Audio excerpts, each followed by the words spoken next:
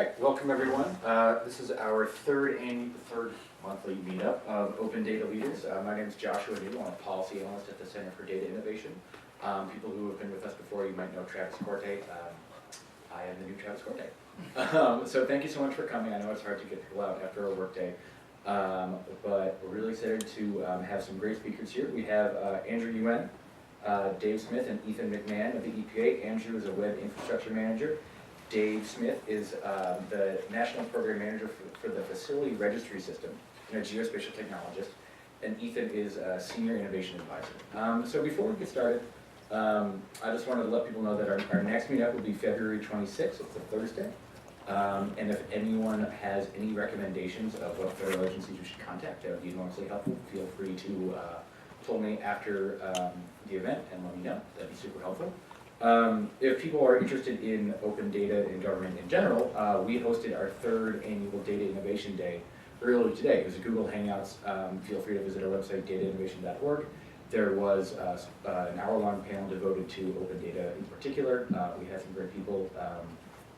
The chief data officer of San Diego spoke, and some private sector as well. It was really interesting. So. Before we start, could we get a quick show of hands of just where people are coming from? Who here is from federal government? You guys do. State government or different branch or different arm? Private sector? And is this big business, small business, startup? Startup. Startup, great. And I know we have at least someone from academia here. Yes. And am I missing anyone else? Policy research, awesome. So, all right, I'll let you guys take it away. Hi, I'm Dave Smith. Thanks for having us here. I'm sure quite a few of you are already familiar with open data policy that came out of the White House in Executive Order 13642. Those were geared toward making data more accessible, more from federal agencies, making data machine readable, open, accessible. My official language here is to establish a framework to institutionalize the principles of effective information management at every stage of the information's life cycle. That's something that we really take to heart at EPA. And then also promoting interoperability and openness by applying this framework to all information, and then to mandate that agencies build or modernize information systems in a way that maximizes interoperability and information accessibility, which maintains internal and external data asset inventories, and enhances information safeguards while also clarifying information management responsibilities. So that's actually work that EPA has been involved in for quite a while, even predating the OpenGov directory. I was working with Wendy Blake Coleman, who's in the front row 10 plus years ago on metadata architectures and things like that, trying to figure out how we would catalog our information assets. My background is geospatial technology, so from that perspective, there was already some focus with the Federal Geographic Data Committee and others who were kind of driving some initiatives around cataloging spatial data sets, metadata standards, and some things like that. So, we started kind of down this path quite a while ago, and so we were kind of, when the OpenGov came along, we were able to leverage a number of things. One of the pieces that we started work on quite a while ago was it was originally our geodata gateway, our spatial data catalog, and so when the open data policy came along, it was like, well, we have some resources and infrastructure that we can start adapting, basically expanding capabilities of some of our existing catalogs and tools to be able to accommodate non-geospatial data, and so there was a lot of good things that we already had in progress. But there's still a lot of challenges that are still coming with the open data policy. Trying to align with the data.gov initiative. We're still in the process of trying to align to the data.json 1.1 schema, and we still working on some things how we push data to geodata.gov. We have been doing a lot of work also on the federal geo-platform side as well, trying to stand up our own geo-platform and then have ways to have our data be kind of interoperable and able to be matched up with other data sets. I'll show you a few things in a few minutes about that. But kind of to take a step back, historically as an agency, we focused a lot of our efforts around inventorying data assets on kind of the mission critical data. It was typically around our regulatory our statutes and things like that, Clean Water Act, Clean Air Act. So a lot of it was based around those. The toxic release inventory, we had a few kind of flagship data sets that were of a lot of interest to the public and other folks. And so we've been kind of looking at, how can we publish these out in robust, effective, usable ways. And we've kind of gone through various iterations with different flavors of data and how to package it, different tools to pre-package with the data. So there's kind of a lot of thought been going around there. But there's always kind of these multi-pronged things of folks that say, hey, just give me an API, I want to grab that, or just give me raw data. So we've been looking at a lot of different things around that. But then the bigger piece is, what is that overarching framework, and what are those life cycle management policies that we need to use to have in place to strengthen and improve our how we manage data and across its life cycle. And so again, there was some work that we'd begun in the geospatial community with our data policy there. It had some focus on metadata information management, and then so that was another one that 5 years ago it was we started down the path of our environmental information management policy, which is a lot more all-encompassing across a lot broader variety of data. So that extends that prior agency policy and some of those efforts to require metadata and cataloging of all agency data with some minimum mandatory metadata elements, and then also putting together that framework for some of the other pieces of lifecycle information lifecycle management. And so this environmental information management policy will help to harmonize some of EPA's efforts around how we manage not just the traditional structured data that we're used to, but also starting to reach out and apply some of those same principles around the unstructured data. We have a lot of scanned documents and other kinds of things that we need to get our arms around. Also looking at those questions of governance and how those would apply to unstructured data. And then there's also a lot of other aspects that we need to start digging into in a more standardized way, like the controlled unclassified data. There's the NARA initiatives and some things around that about how you mark data and how you manage some of those types of data as well. So one thing that was kind of a piece of good news yesterday was that that environmental information management policy was actually sent to our CIO yesterday, so hopefully that'll get signed soon. So that was a pretty big milestone. So some of the other things that I was going to talk about a little bit too is, I mentioned our environmental data set gateway, which is kind of our data set catalog. We also have quite a few other pieces of infrastructure we've been developing that kind of start to latch onto other aspects of the data and how we manage it. And so we have at EPA we have a system of registries. It's kind of an odd URL, but if you just go to epa.gov/SOR, it'll get you to this page, which kind of gives you an overview of these different registries. And there's like different slices of information management. There's this registry of EPA applications, models, and databases, READ.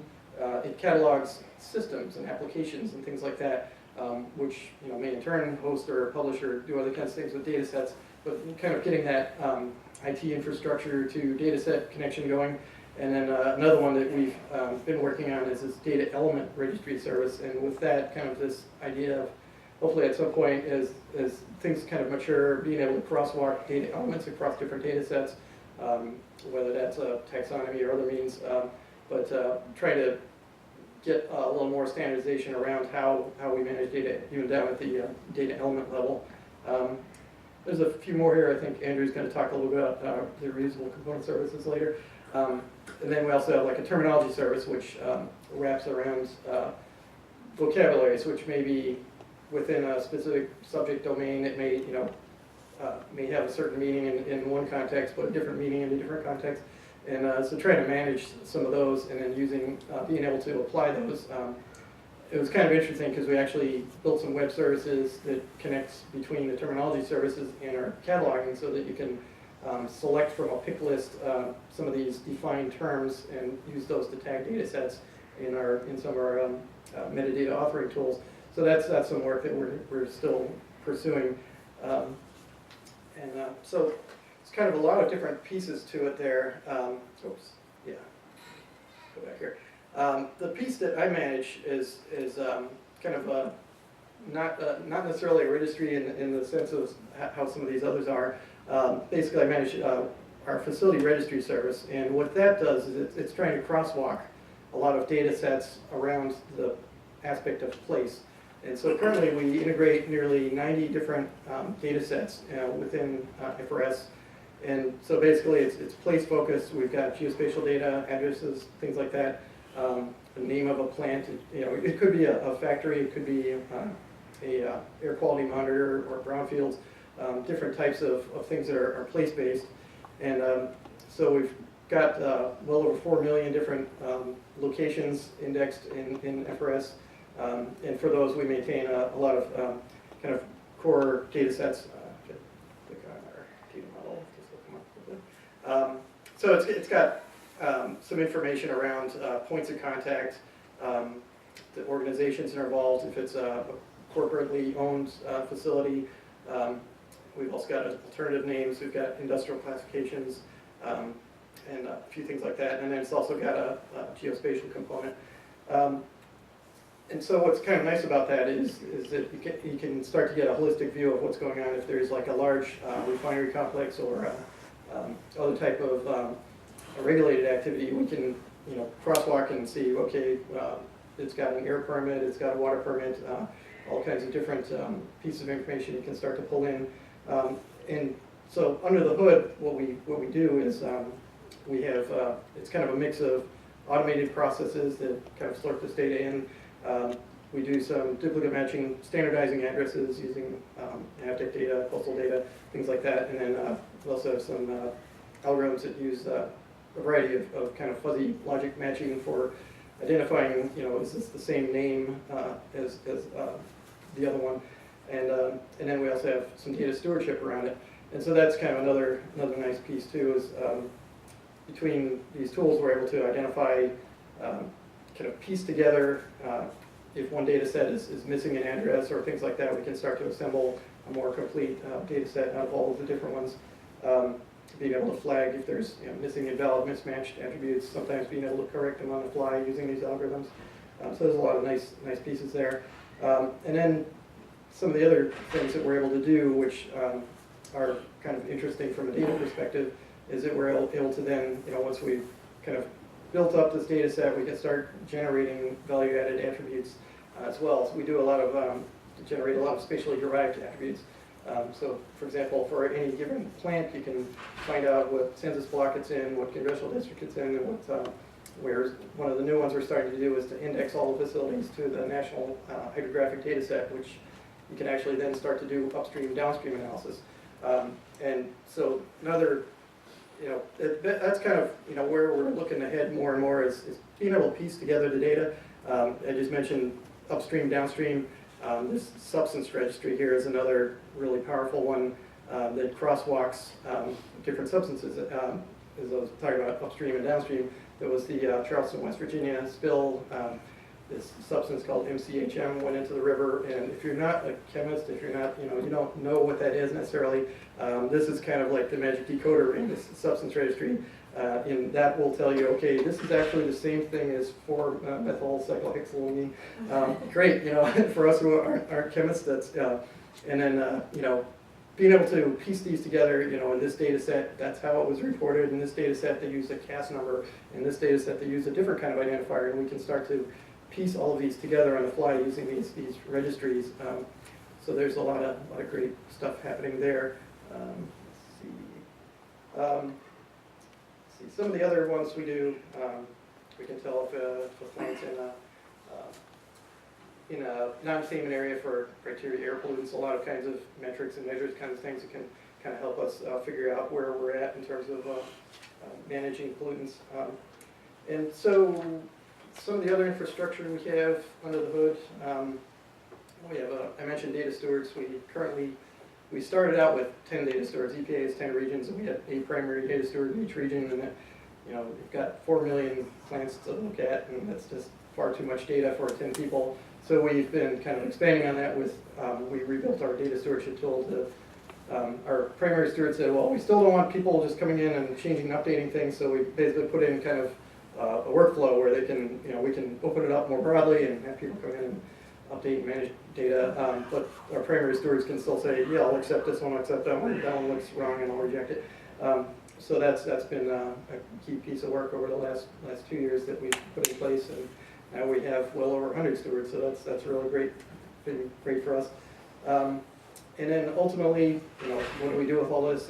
We're able to start making this available to a whole variety of different applications, one of which is Envirofax, which is kind of a data warehouse that lets you kind of drill in to a variety of different data sets, looking at, for toxic release inventory, for example, what were the releases to air and what were the chemicals and other types of, what were the greenhouse gas emission quantities for a given plant. So it starts to let us be able to make data available through a lot of these public-facing applications for folks who aren't necessarily the data wonks.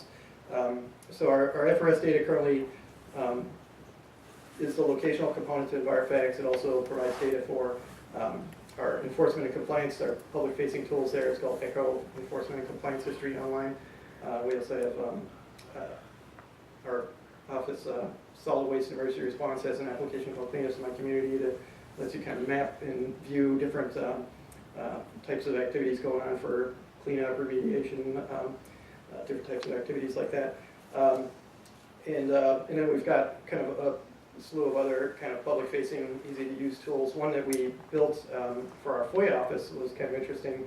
They were getting a lot of requests for, it's like, here's this address of a piece of property that somebody's interested in buying, or somebody's doing a preliminary site investigation, those kinds of things, and what can you tell us about this? And so they used to get a lot of FOIA requests asking you for this information. It's like, well, and then what they would do is go and search these different databases, and it's like, why do that? Now we can just make that directly available, and then they don't really have to get a FOIA unless they really need one, if there's, so we're trying to pull in as many data sets into that.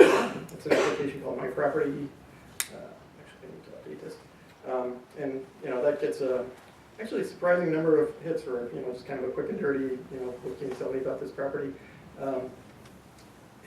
So it kind of cuts down on their FOIA burden as well. So for the folks who are the data wonks, I'll take you to this one here. One of the things that we do make all of this data available through our metadata catalog, the Environmental Data Set Gateway, the RCS that Andrew will talk about, talks about web services and some of the other assets. But then I also compiled one that's kind of FRS-centric, and there's quite a few different flavors of data and things that you can get out of it. So we have web services, and we've been doing a lot of work there. Some of the things that are really exciting with web service that we've been working on is part of our challenge with FRS is that you're trying to combine and aggregate data after the fact, after it's already been collected. In many cases, there are kind of data quality issues that, ambiguous data, missing data elements, things that you can't really deal with or reconcile, and so our stewards have a hard time with it. So, notionally the idea was, can we move some technology toward the front end of the pipe, collecting the data, so we're getting better data in the first place. And so that's been kind of an exciting development over the last 9 months, I'll say, where we've been working with several of our EPA program offices to build out an API that plugs into their web forms to make it a smarter web form, so they can type in 3M, Cottage Grove, Minnesota, whatever their plant is, whatever they're reporting for, and it will query FRS via web service and pull in all of their information we already have, kind of pre-populate their form, a little bit of burden reduction.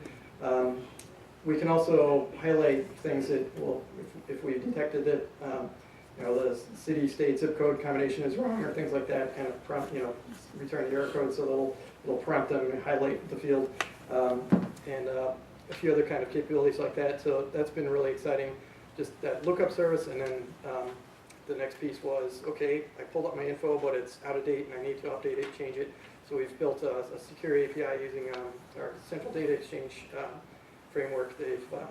They've got a number of requirements for security under our central data exchange. There's a cross-media electronic reporting rule, and for that they wanted to have identity proofing and some things like that, so that the person reporting on behalf of his company is actually identified. You know, I think there's a process that goes through LexisNexis that verifies that the guy is who he says he is, and some things like that, so you're not, you know, getting rogue data entry and some other things happening.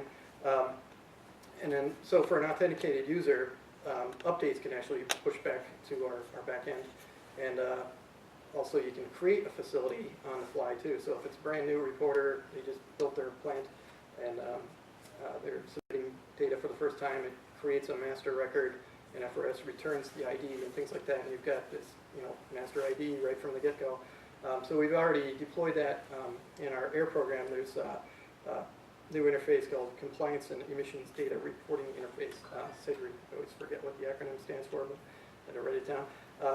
We've also used it with our Toxic Substance Control Act. They have a chemical data reporting program. And we've also started too with toxic release inventory, so that's kind of a flagship data set that we're really excited about. And let's see, I think I covered a lot of the other stuff. I could show you a quick example actually. So yeah, that's the other thing too, is make these some of these APIs available. Trying to get folks to adopt them. I'm not necessarily the world's greatest coder, but and hopefully this will work on the. You know, maybe we can hold this till the discussion period. Sure. And just get a more broad view of the other speakers. Yep, that sounds good. Yeah, I can demo more of this stuff. Well,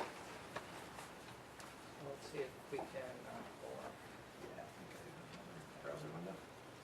awesome. Okay, so hi everybody, I'm just going to do a brief introduction. My name is Andrew Yuen, I'm with the Office of Environmental Information. Can everyone hear okay? I think the mic cut out. Can you guys hear me okay? No, you're fine. We're good? I think, yeah, the mic is okay.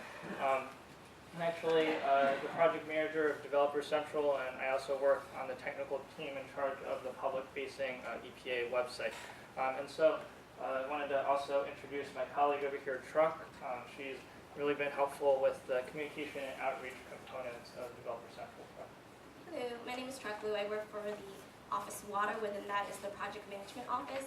I think Andrew asked like 10 other people to come to present with him, but they were too busy. So like I tagged on at the last minute. So, but he'll tell you a little bit about Developer Central, and then I'll talk a little piece of bits of what I've done with Andrew in regards to that. Yeah, so Developer Central really serves as an information portal for primarily external developers that are interested in using EPA's data as well as APIs. And so one of our primary goals is to promote EPA data and APIs through attending various events such as hackathons and also working with universities.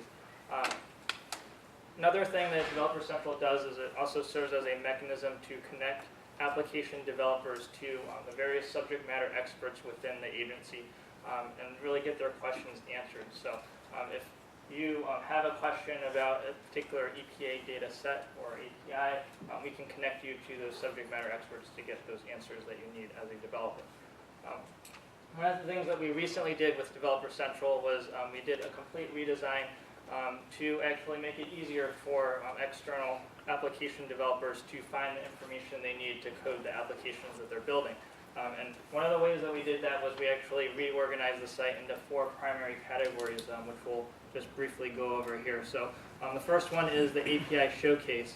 And so, of course, the API Showcase highlights various EPA APIs that are available to developers. We try to supplement this information with information that's relevant to the developer community within each of these resources. Another thing that we did was we included a category for data. So we have a data showcase, and in this data showcase we actually link out to data sources that drill down into data sets that can be used for developers. And then the next category is our application showcase. And so in our application showcase, we actually have a mix of applications that are both internal to the EPA, that are built by EPA, and external that use EPA data. And so shout out to all of you guys out there. If you know of any applications that use EPA data, definitely use our Contact Us feature. Send us a comment, and we'll actually love to get that application highlighted and featured on Developer Central. And then finally, we have a developer resources category. And then in this developer resources category, we actually provide some sample code for developers. In this case, we have a PHP. We also have .NET and some Android and iOS examples in here as well. And we, within this category, also have a widgets showcase. And with this widget showcase, it's EPA widgets that you can actually include directly into external websites. This actually is a very popular feature of Developer Central. So for instance, you can plug in the lead safe certification widget on your page if your page is about lead. So there are various widgets here. They're all actually filterable by various categories. So that was another feature that we added in with our redesign. So a couple other things that we wanted to do was we wanted to make the site more interactive. So each of these resources you can actually leave comments on. And we'll actually post those comments. So you can actually see that on the bottom of each of these resources. It says leave a reply. So we're making it more of a two-way conversation where you guys can leave feedback for us. We also sorted all of our resources by popularity. And then in our application showcase, we really make it a point to feature applications that are open source, that have their code posted on GitHub, and make the links to GitHub readily available. Another element of this redesign of Developer Central was to ensure that we're pulling relevant information from existing EPA systems and making that transparent to the developers. So, Dave mentioned a bunch of different systems like RCS, which is the Reusable Component Service, and EDG. So a lot of these categories are actually populated by those systems in the back end. So a good example of that is the API Showcase. So the API Showcase is populated by EPA's Reusable Component Services, which EPA RCS provides a clearinghouse of information about components, services, technologies, and solutions. And that primary goal is to facilitate reuse. And so without having to go to RCS, you can actually get to that information here, at least for the APIs. So finally, one other component of Developer Central is that we were looking to promote application ideas. So we go up and we reach out to our program offices internally, get application ideas from them, and then post them on the web. And actually, you guys, you have ideas, you can also send them in. There's a method to submit application ideas. And so our application ideas category looks like this. I'm going to turn things over to Truck briefly to talk about one of our application ideas that we've been working on to promote at various hackathon events. And it was a partnership idea with Office of Water. Yeah, so what I've been working with Andrew, I'm more on the communication outreach side. I try to pretend like I'm a developer, but I'm not. But so one of the idea that we had pitched at the National Day of Civic Hacking last year was a mobile application where a public can go out, take a picture, and report a potential harmful algal bloom in the water. So that was the idea that we came up with to present at the National Day of Civic Hacking, where these developers, civic tech, could work on. We pitched the idea there, and also at the Data Bay Innovation Challenge, which is in partnership with the University of Maryland and the state of Maryland.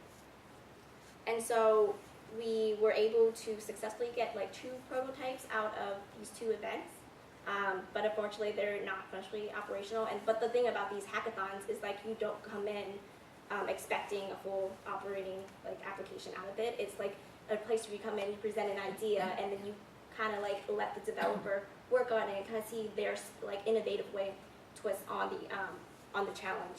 And so there's a couple of lessons learned. Definitely one of it is being able to communicate directly with the developer and with the community, be able to get exposure to EPA, the data that we have all these like plethora of data, but there's only so much innovation behind our wall, so it's great to be able to like have that grassroots approach where you go out and hear what other people can do with your data. And so that's one of it, getting ideas from developer. And another one is getting the prototype that we already have from the 2 events. It's actually listed on the Developer Central. If you click on more detail, the team had posted their prototype code via GitHub. So if you want to work on any ideas, just let us know, or just visit Developer Central.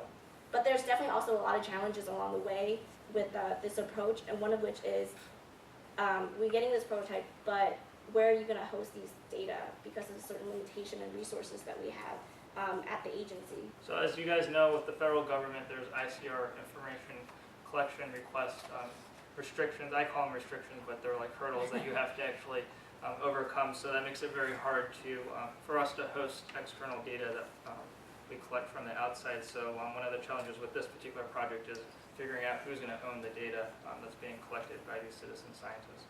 But the great thing about it is open source, and anyone can work on whatever is existing right now.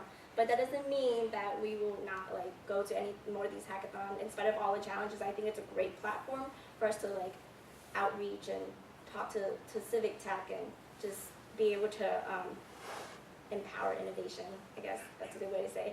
And also, and future plan with Developer Central is to also partner with university and present these application ideas, the one that's already existing, on Developer Central as any more that comes about as like class projects.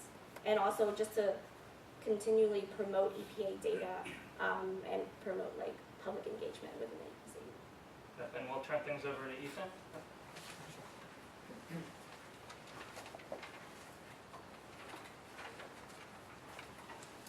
Thanks. My name's Ethan McMahon, and I'm also in the Office of Environmental Information. So we've heard about access to data, registries that help you kind of pivot and look at multiple kinds of data, open code, open source code, applications that are made with this open data.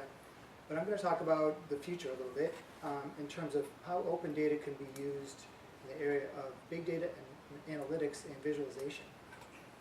So open data is great, I'm all for it, and I love it actually. I've worked on some of these challenges at EPA and NASA, and it's great to encourage people to use it, but we can do more, and I want you to start thinking about this. Data are being collected at a hugely increasing rate. From satellites, for instance, we're going to get huge quantities of data as we get to finer and finer resolution. Data from citizens and the larger Internet of Things is also going to start to overwhelm us. But it's really hard to understand what that data means. And mobile apps and web apps help in some respects, but data analytics can help even more, or help in a different way, let's say that. So just as a sample definition for data analytics, I want to belabor the point of how to exactly define it, but one way we could define it is the process of examining large amounts of data of a variety of types to uncover hidden patterns, unknown correlations, and other useful information. So, and we're not going to have any slides, by the way, either. And there are several different types of analytics. Descriptive ones that tell you what's happening. Diagnostic ones that tell you why did it happen. Predictive tells you what will happen, and even prescriptive, how can we make it happen. And so with the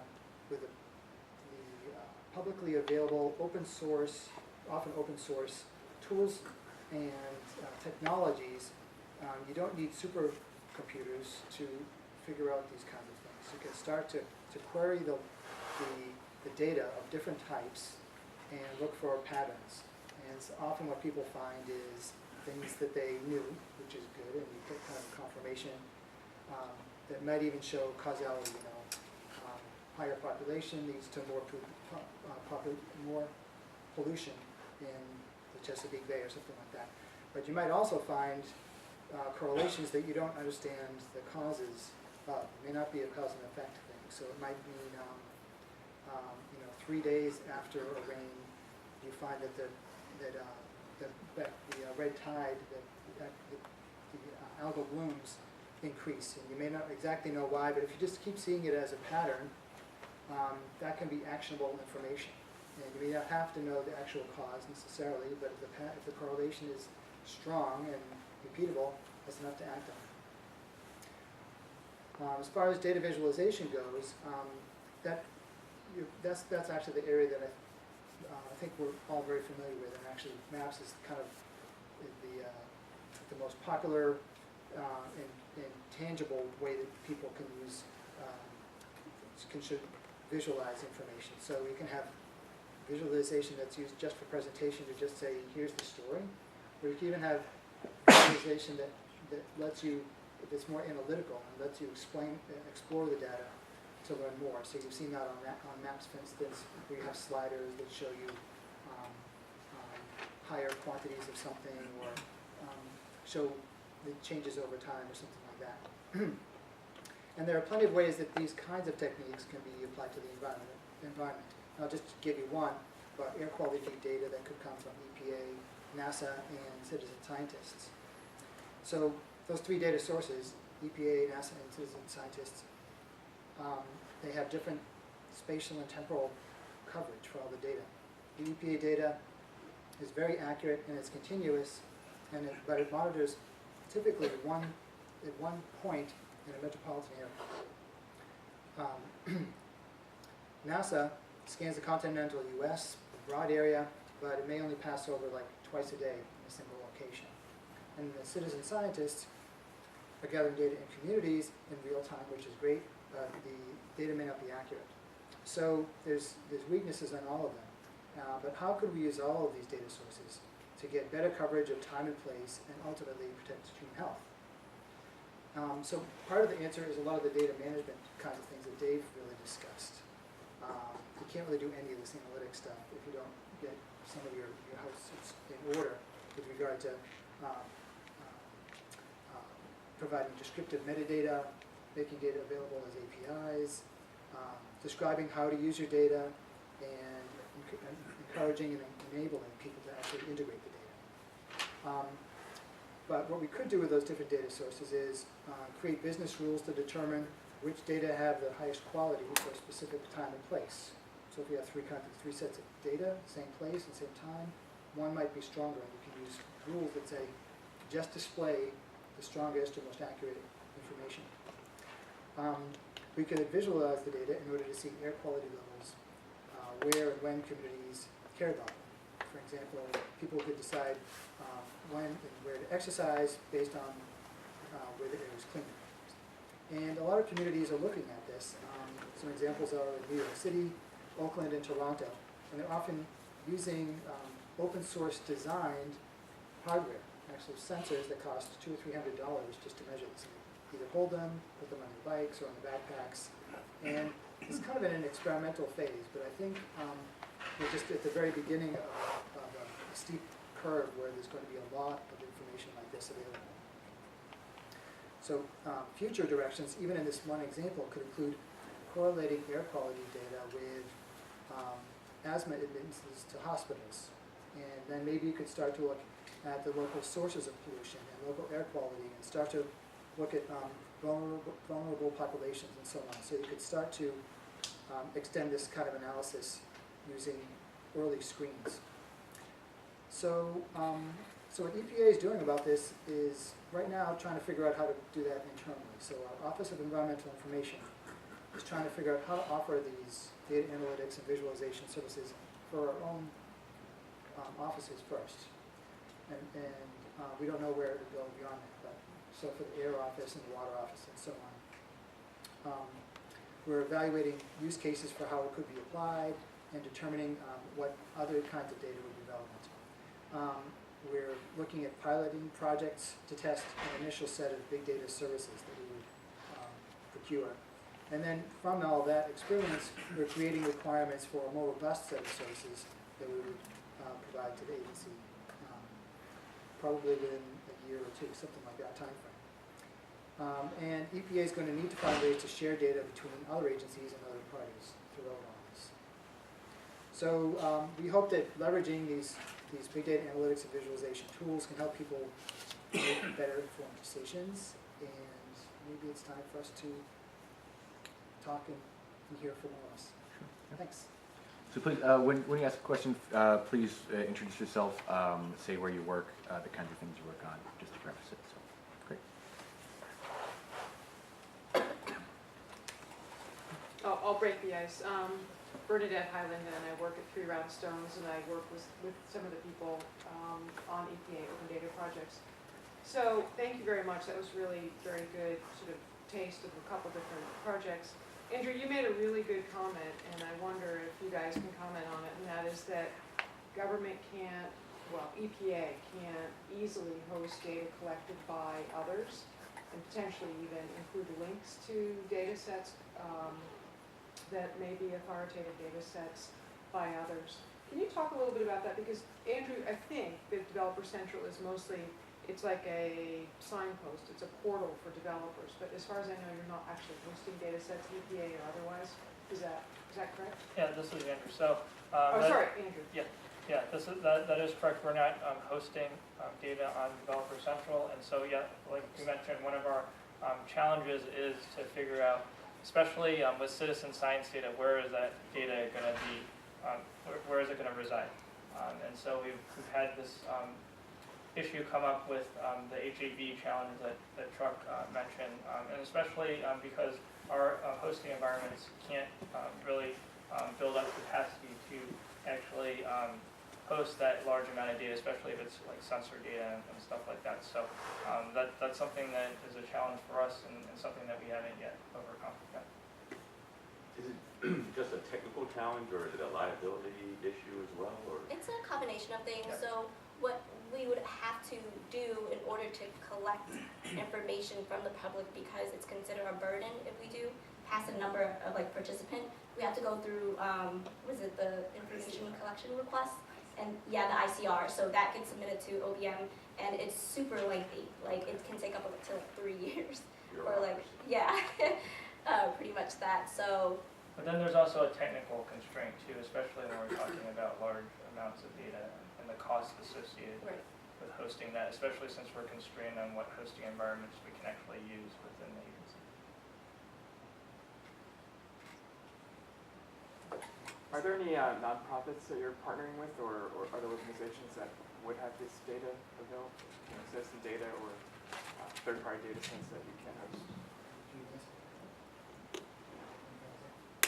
So we're working with nonprofits on hopefully completing some of these challenges, but again, what we found is that there are funding constraints to those organizations, and actually coming up with the hosting environment that we need, as well as the resources to complete that challenge that Truck was talking about, which is getting over the hurdle of actually coming out with a fully functional application. So unfortunately, the EPA doesn't have money to put forward to contractors to complete that particular challenge that we talked about, but we're looking for hopefully other government agencies or nonprofits to take up some of these challenges that we started. Yeah, but regarding nonprofits though too, I don't think we have, there are lots, EPA is a big place and we don't know every activity that's taking place, but I'm sure we're partnering with communities and with nonprofits and so on. So. Well, also outside of kind of the public citizen science, I think there are opportunities to look at how we can work with other federal agencies as well. Actually, that was one data set I started pulling up on our Geo platform. One of the groups that I work with, it's called HIFELD, it's Homeland Infrastructure Foundation Level Work Group, and they deal with first responders and kind of emergency response data sets with a geospatial focus. And so there's kind of these core layers around infrastructure and things like that, where they're trying to fill some gaps to have national data sets that could be used. And I could pull that one up really quickly. Like one of the ones that I noticed, they have historically been cobbling together data sets from a variety of sources. And unfortunately, some of it, they've been relying on commercial data, which isn't bad in and of itself, but it doesn't have a cost, but then also there's licensing restrictions and things like that. And so, for example, one of the data sets that they were using was power plants data set. Is there a national layer of major U.S. power plants? And they were using commercial data for that, and it was like Energy Information Administration does have some data, but I think what I was finding with their data was the lat longs typically weren't very good. But then I'm looking at our EPA data, like we've got coordinates for air stacks and things like that at these air plants that could be used for these power plants. And so I actually did kind of a little mashup, combining, if I will work, no, maybe the pop-up will work. Combining, oh, there we go. Their data with our data. So they've got data on, generating capacity, megawatts, the fuel source, this is a nuclear power plant in Pennsylvania. And then I was also pulling in some of our air quality info. And then we can also dynamically link to a variety of other kinds of reports. This is one of our facility detail reports. Sorry about the slow connection here. We're working up on Wi-Fi. But this will kind of tell you a bit more about some of the permits and other kinds of things that are associated with it. We can also link to some of the EIA data. This, for example, will give you a graph of power generation by month and things like that, as well as our enforcement and compliance history. So I think there's a lot of opportunity for mashing up different data sets, a lot of potential there. And so kind of, what are the easy ways to do that? In this case, this was kind of a no-brainer for us. We already, some of our air programs use the EIA identifiers, and so it's like, okay, we already integrated the data, it's just a matter of pulling it together. In some cases too, it's just taking another look at our data and how we've been managing it in the past. And another one that we were looking at was wastewater treatment plants. For whatever reason, there has never been a geospatial layer of wastewater treatment plants for the U.S., and that's kind of a great infrastructure layer to have for emergency planning and all kinds of different uses. And we just didn't have the right attributes in place, and so it's like, okay, we've got our some of our permitting data and other kinds of things. If we combine the right sets of attributes, we can start to get at more familiar data set. So I think there's a lot of opportunities there, and kind of working with different groups that have different data needs. It's like, where are we missing the boat? We've got this data. Some other part of EPA's got other data. Another agency has other data, and can we kind of leverage these together? And currently, we have some tools that kind of do for the data wonks, it's like extract, transform, load kind of capabilities that will pull together multiple data sets on the fly, and so we can automate some of that to keep some of these fresh. But then the longer range thing is, can we actually pull these together on the fly, whether it's big data approaches or linked to open data? And that's one that we've been working with Bernadette as well, trying to pull together. If we publish our data through a Sparkle endpoint, and another agency publishes their data through a Sparkle endpoint, you can combine those possibly on the fly. It's kind of an interesting vision. Whether we get there or not, we're hoping. There's my headaches, but everything else. But yeah, I think there's a ton of opportunity for how we can collaborate. What's your question? Are you using a particular data management lifecycle model, and is it really useful? In terms of, I mean, I've seen a lot of different models for data process management life cycles, but is it useful in your case? not a particular one that I would say. We're in the We've got- process of, Yeah, actually, that's part of this governance piece. that's- And we've been I work a lot across the federal government in the geospatial business. So This is something that you're doing.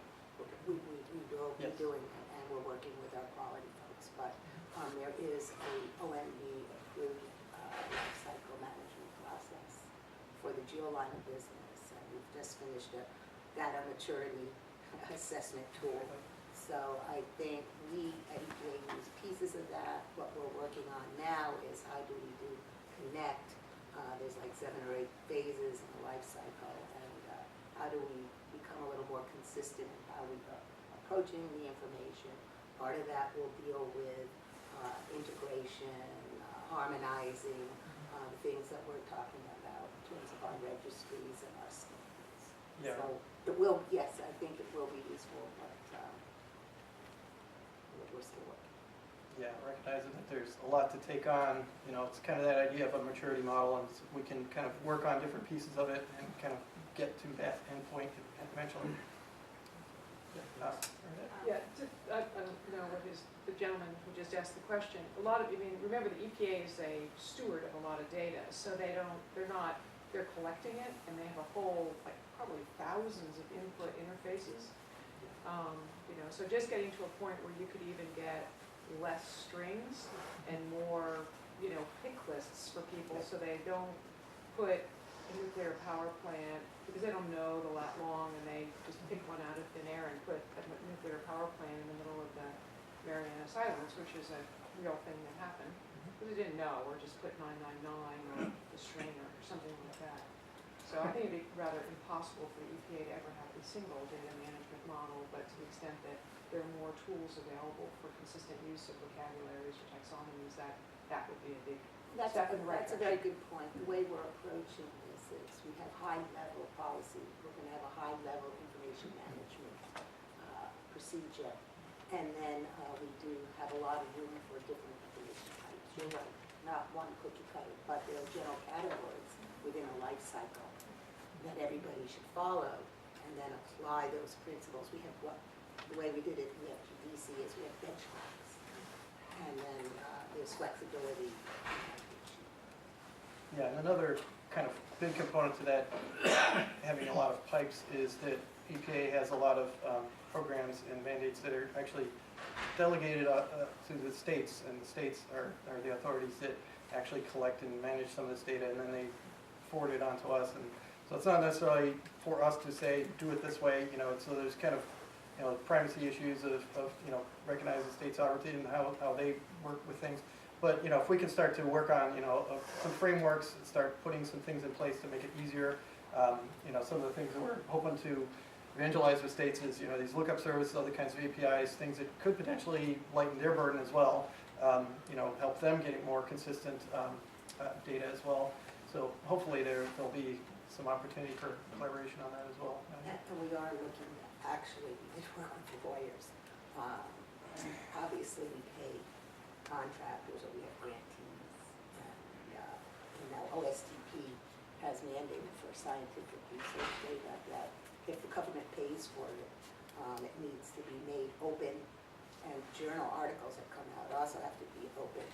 So we are now exploring ways, not retroactively, but proactively, to begin to insert, particularly like this EIMP is going to be applicable in our contracts and grant conditions.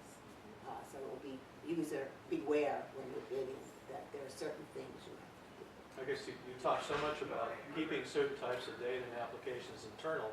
At some point, you have to make a decision about making a resource public. And I think it's that part of the management life cycle that is very interesting.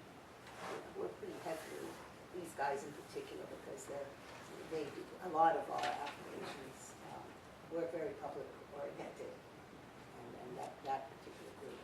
Let's hear more of your questions too. Yeah, Yes. so, I mean, I think that I'm really excited about the data quality, the feedback loops that you have, both on the data collection side and I don't think that that's a feature, it's not usually talked about with the open data, it's just sort of streams of stuff coming out and no feedback piece of it.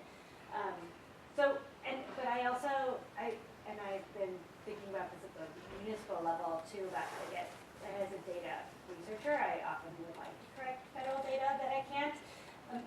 You mentioned like a little pushback from the stewards and the workflow around proposed changes and then approvals, or I don't know. So just some of the both the people side and the management side of how to improve them, because it seems like that would be a motivation why they would want it out if they can get better data for themselves at the end.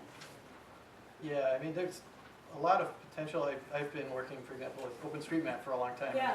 It's you know, there's kind of, on one hand, you have got Wikipedia, which can be kind of contentious, and you know, you may have the same issues with Openstreetmap as well. But having this kind of big community of folks all working together, more often than not, it's been, yeah, it's actually been great. it's a lot of the work that I've kind of done is like a volunteer helping to map a region where there was a natural disaster or some large-scale event, and sometimes there will be something that happens, somebody drags the national boundary into the, or something crazy that happens, and all of a sudden there's this massive outcry, hey, wait a minute, we need to roll back this change set, and so there are a ton of eyeballs looking at it, so it does hold a lot of promise, but, there is that kind of trust factor, it's like who's touching the data, and, for what purpose, and things like that, so I think, if there are ways, that's one that, we've opened this tool up internally within EPA, and it's generated quite a bit of interest, and it's kind of fantastic to have 100 stewards now. And some of our state partners have a lot of interest in it as well. It's, we've got we also have some tribal and territorial partners, folks like in Guam or places like that that are trying to build their own systems of being able to manage the data, and they don't necessarily have the resource or ability to build these more robust data stewardship tools. And it's like, okay, can we leverage what EPA is already doing? We know our communities far better than EPA is ever going to know them. So okay, let's open this up to them. Give them some level of trust. Trusted friends. Yeah, and there could be multiple. Yeah, we could have multiple roles. We're doing that on a lot, not only on FRS, but CDX, a lot of other tools now. That's great. And then ultimately too, there's kind of, in FRS there's a master data management model where we've got a master record that, we can touch and modify and do things. Attached to that is still, what we received from the program. It may be a system of record, it may have some legal implications, things like that. And so we know this is exactly what was submitted through the program, and we never touched it. And this is, it may be authoritative, even if we know it's wrong, it's authoritative, and we can always point back to that one and say, this is what was submitted on this program. So yeah, I think if you maintain enough, the original submission data, and you've got good metadata and stuff like that, I think that really helps. Well, I'd love to see it in other agencies too. Dave Loudon, policy analyst. Do you have a single office that can vet the questions posed, that single belly button that we could go to ask questions about ontologies, common ontologies, or the efforts to integrate amongst the other agencies, and just to discuss the push-pull of data? We do have a data standards branch that I think they're tracking, issues like NEAM and other kinds of things that deal with ontologies, and they're also the folks that manage a lot of our system of registries, like the terminology reference, and they also the substance registry. So for a lot of those questions, they're a pretty good group to go to, and then we also have some. I think John Harm, that particular branch, John man's Harmon. name is John Harmon. It's our data standards branch. He can direct you if you're interested in standards.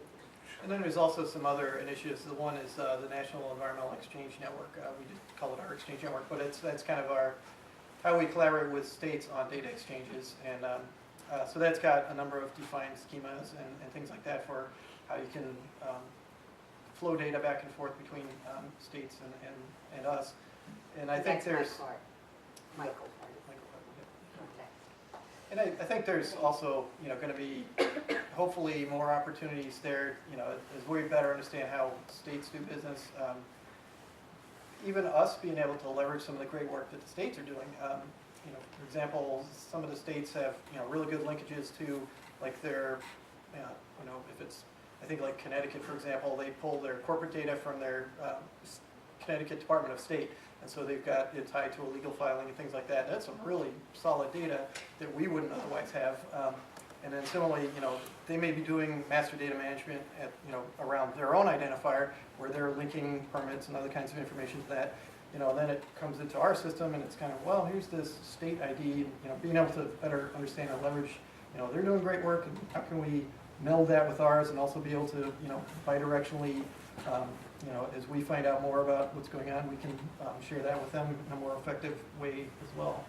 So I think there's a lot of exciting opportunities, working with schemas and, understanding each other's data and how are you capturing and modeling these different things. And, it's a lot of potential there. We've got time for about one more question if anyone wants to jump in. I just want to say this is very impressive, and kudos to your team.